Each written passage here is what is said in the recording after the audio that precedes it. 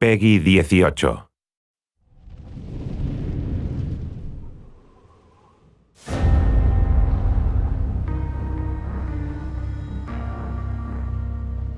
In Company Heroes 2, we did something we hadn't done before on previous games, and we actually took a research trip to Europe to visit some of the locations that we've been trying to portray in the game, to get a sense of the history and the culture and the scale, a feeling for these two armies that fought each other. I mean, I've worked on a lot of games, and we always have a narrative, generally.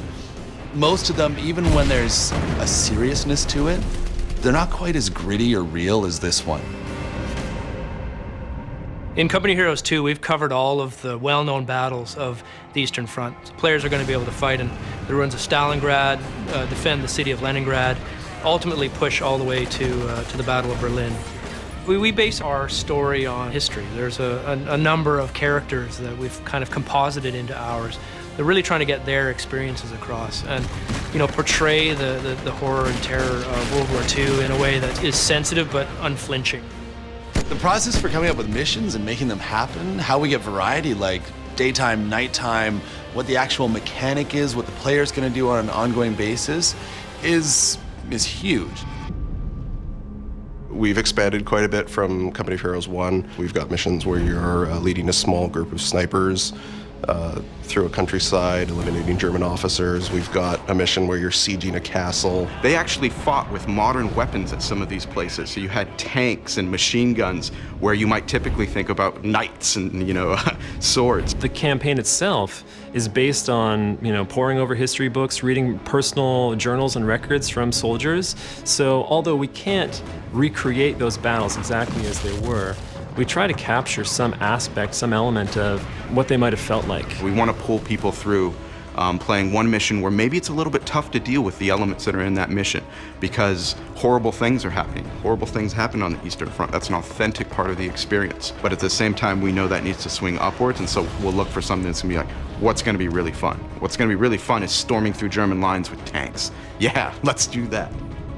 What I love is encapsulating that feel from mission to mission, even beats within mission, to get that swing and flow.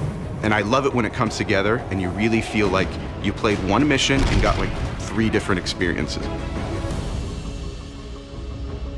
When we talk about the burden of command and the influence of choice on the player, it goes right back to the very basics and how we design the armies. We want to give them choice and make some of these choices really challenging. Some of those decisions involve whether to go back and rescue troops that have been lost, and in other situations, whether to blow up a bridge to prevent the Germans from crossing it, knowing full well that you have Russians on the other side. At that point, you're just kind of like, wow, this is a whole different ball game. Theater of war really is something where we're trying to extend the experience and the ways in which you can play the game. And it's sort of just like, we know what happened in real life, so how did you handle it, and can you get the same result? It's not competitive multiplayer. You don't have to worry about winning or losing. It's about you exposing yourself to the historical arc of World War II, but also to dig into some of the tactics that were used to help you become a better player. So when you're ready to jump into multiplayer, you have that experience behind you. RTSs are inherently abstracted. You know, the camera's up high, and to deliver emotion and the kind of narrative experience that you want in a game is challenging. You're playing from a distance. Often players feel like the hand of God. They feel like they're just kind of controlling these little tiny men, but we wanted the player to feel like each soldier mattered. We have real places with their distinct landmarks. Like when you fight in Berlin, there are places there that you would recognize if you've seen, you know, photos of Berlin from that time, or even been there and seen the ruins of those buildings.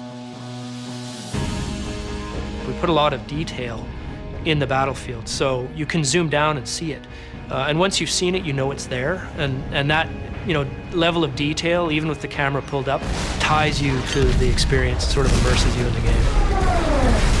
The feel of Company of Heroes comes from so many systems working together to immerse the player in that environment. The audio has always been incredible. The authenticity of the weapons, the movement of the soldiers, all of those things work together to pull the player into the game. As you play through as a player, I think it's impossible not to get deeper and deeper in that experience. It's real, it's gritty, it's dark, and by the end of it, you can't help but feel attached to the outcome.